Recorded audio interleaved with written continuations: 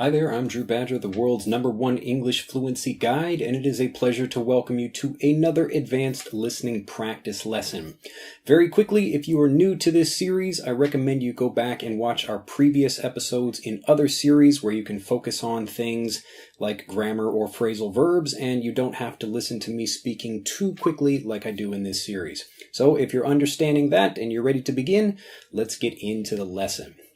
Today I got a really interesting email from a student, and it's kind of a part of a theme of emails that I tend to receive from people. And again, I talk about psychology a lot, so I'll be talking about psychology in this video. Well, the mail was talking about how this learner, she's really enjoying Master English Conversation, so I was happy to hear that. But one thing I was not so happy to hear about is that when she was younger, she heard that, if you had not learned English as a 2, 3, or 4-year-old child, then it's almost impossible to learn it as you get older. So this is what some experts have told people before.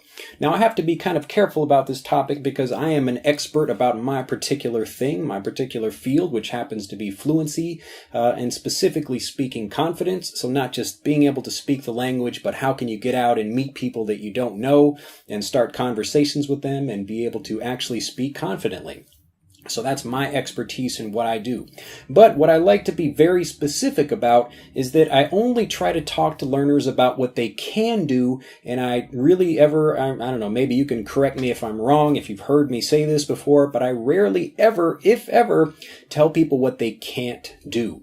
Now, even though I think I may be pretty smart, I know I am not, the most, amazing genius on the planet. So I'm sure there are plenty of things I don't know. And even with learning English, I'm always trying to learn new things. Every day I spend, I don't know how many hours a day I spend working and developing new techniques and creating new courses and all kinds of things, because I know there's always more we can learn. And even, most of the progress that happens in life, it could be maybe what different companies produce, other things like that. But most of the companies that produce things, or most of the new products that are produced, or, new classes or new lessons or new techniques for learning, whatever those things are, most of them are small, slight additions or changes or slight improvements on things that are kind of already working pretty well. So that's why you see most new car commercials. It's, they're talking about a new sliding door that opens with the push of a button, or, some slightly larger amount of space in a car, something like that, because really there's not much difference. So I kind of feel bad for car companies because, unless they create a flying car or something like that, they're not really going to have much of something new and interesting to talk about. So yeah, I feel kind of bad for them. But talking about all these things about there's kind of a couple of different problems with this thing. Number one is that we see very clearly that the things you tell to children, so people that are very young, or even when you're just beginning to learn something. So even as an adult, let's say you're learning computer programming or something like that. If I tell you, and you're, even 30 years old, I say, oh, you can't do this with a particular kind of code or something like that. Now, as soon as I tell you that, then your brain shuts off. You think, oh, okay, I don't have to think about that anymore because I know I can't do that particular thing.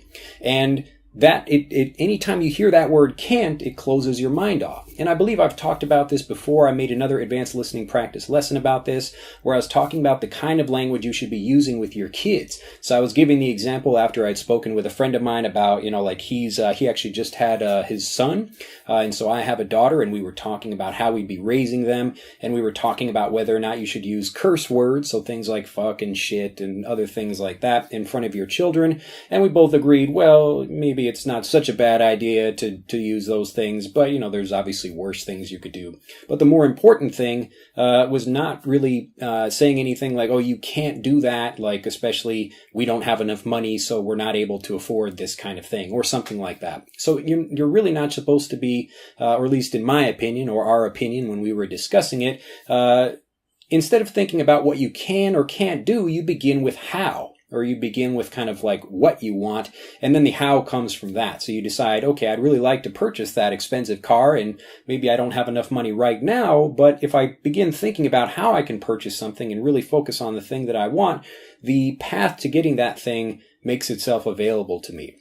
So I really felt bad, and I have to combat this combat. There are two pronunciations of this word, Combat is like the noun form of it, where you're talking about battling things, and the verb form is to combat something. So if you have to fight against something, like in my case, I have to fight against the psychological foundation of learning that most students have. So they're thinking, well, my expert or my teacher or my parent or somebody told me that because I have learned in this way, that I can't do this other thing over here. Now, people argue with me, it's okay. I understand if people want to say, oh, well, this particular thing doesn't work for me, or this thing, like, we're not able to do that or something like that. But more often than not, the people that say you can't do something have already closed off their mind to believing that something can be done. So I wanted to talk kind of quickly about this and really open your own mind up to this, just to give you the idea that, number one, if you're not all powerful or all knowing, that there are probably many things you know about, but many more that you don't know about.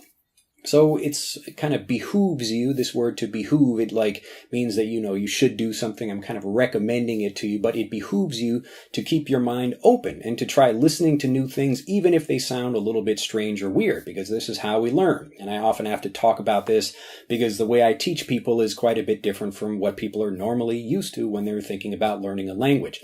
Anyway, so getting back to this story about the student. So she was saying, yeah, like, I enjoy the program, but it's been kind of a struggle for me, thinking that I couldn't learn, even though I did well on tests, because I was thinking in my mind that, well, I guess it's not possible trying to learn the language as an adult in this way. And now she's seeing, using the program and just continuing to practice, she's changed the way she's thought, and now that's going to really help her really learn things in a new way and actually start seeing a lot more progress. So it begins with the psychological open-mindedness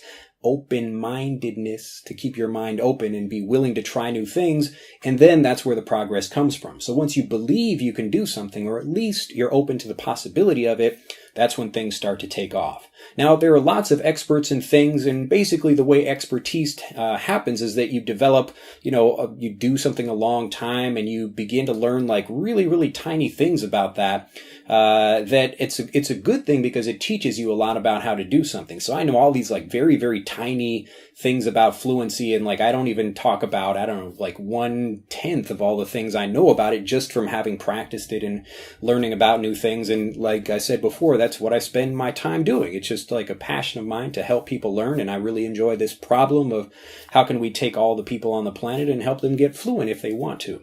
So anyway, thinking about that, the kind of problem with expertise is that when you think you're figuring something out one way, and then something new comes along, you're first like, well, we should reject that thing because I thought it's not something that could go into my mind like that.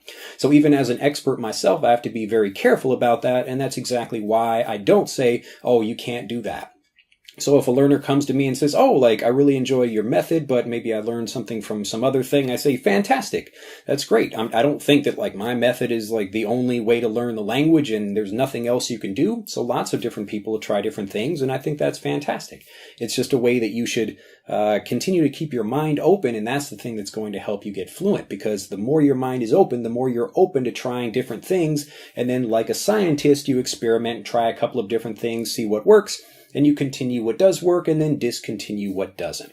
So I'll just give you one quick story about this just to remind you that even something that seems like a very basic thing, people do it and they perfect it to a certain level and they think, well, I guess we can't get better than that. And then somebody comes along, so somebody appears and takes it to a new level. So that's what I'm trying to do with fluency as well. People are thinking like, well, we've developed all these methods and we kind of know what to do, and then I'm trying to do this up here to show that like it really is possible to learn things in a different way. Anyway, so this is a story from the Olympics. So there was this guy named Dick Fosbury, and Fosbury was like a high jumper. So you would like run and try to jump over the flat bar, and he developed a new way of jumping called the Fosbury flop. And so instead of running and kind of jumping over maybe with his legs up like that, something like that, he turned on his back and he kind of flipped over and arched his back over the bar, which enabled him to get over the bar a little bit higher. And when people saw that, they were like, wow, it's pretty cool. And that's what the standard thing most people do now. So it was different. So at first people are looking at that like, wow, is that legal? Can you do that? Can you jump over the bar that way? But, that was, again, at the beginning, people reject something new. And this is just the typical thing that happens. So if you are the kind of person that's open-minded about things like that, you could see something and think, wow, like instead of just rejecting it, or thinking like, oh, we can't do that thing, even though you're seeing somebody actually doing it in front of your eyes, that's going to make your progress much slower, depending on, I guess, whatever it is you're interested in, whether that's fluency or something else. So in the case of Fosbury, there's kind of other elements around that made it possible for him to do something different. One of those, and maybe like, even me having to like research the story a little bit, but I just thought it was really fascinating, is that originally, like, people were doing the high jump, and when you jump on the other side, that really big, soft mat that they used was not there before. So you had to think about clearing the high bar, but also thinking about what you're going to do when you get over the bar and onto the other side. So either you had to land on your feet, or there's like a pit of sand or something, so you could actually injure yourself if you jump really high over that thing and then come down on the other side. So now people don't have to think about it, but at that time when people were just starting to introduce, okay, we're going to have this mat here, because really the focus is on jumping over the bar. It's like, who really cares what happens on the other side? So at that point, that made it available, or made it possible for people to think in a new way. So that's why I try to make things available or make things possible for you by creating different kinds of lessons, or just researching different things and figuring out, like, from other industries what people are using to solve different problems, and then I try to apply those in language learning. So all of these things, the whole point of this is, number one, be careful not only what you tell yourself, but also the things that you tell your children about you can't or whatever. So I talk about that, like, with my wife and, certainly my daughter. So I don't say, oh, you can't do that. I just think, like, how can you do that thing? And obviously Aria is still pretty young, but just getting into that habit of explaining what you can do or what you can't do, it's really important for kids. And then the other reason this is important is because you really want to have an open mind about what you can do, because the moment you think like, oh, this is the best we can do, somebody else will come along and create something better. So there's always a process of learning and getting much better. So the more you keep your mind open to those things, the more you can actually improve, or whatever that happens to be, whatever the industry or the hobby or the topic or whatever it is you're studying. Anyway, I hope you have enjoyed this lesson. If you have, do give it a like. Remember to stay open-minded and share this video with other people. Feel free to comment if you want to disagree with me. That's just fine as well. But, really think about what you can do as opposed to what you can't. So get out there, think about what's possible, and I will see you in the next video. If you are not already a subscriber of the YouTube channel right here, the EnglishAnyone.com YouTube channel, I highly recommend you become a subscriber. Also, I've never bothered to mention this before, but if you've watched this video the whole way through and you did not like the video, tell me why. I know it's easy to click the like button or to click the don't like button, but either way, if you did like this video, let me know why. And if you did not like this video, well, let me know why again. I think it'd be interesting to know, because we're also, like I'm always saying, trying to improve, trying to learn a little bit more each time, trying to do a little bit better each time. Anyway, have a fantastic day. I will get out of this heat. Woo! Getting sweaty over here. And I will see you in the next video. Bye-bye. To continue learning, click on the link in this video to download Speak English Naturally, our free guide to speaking and sounding like a native English speaker.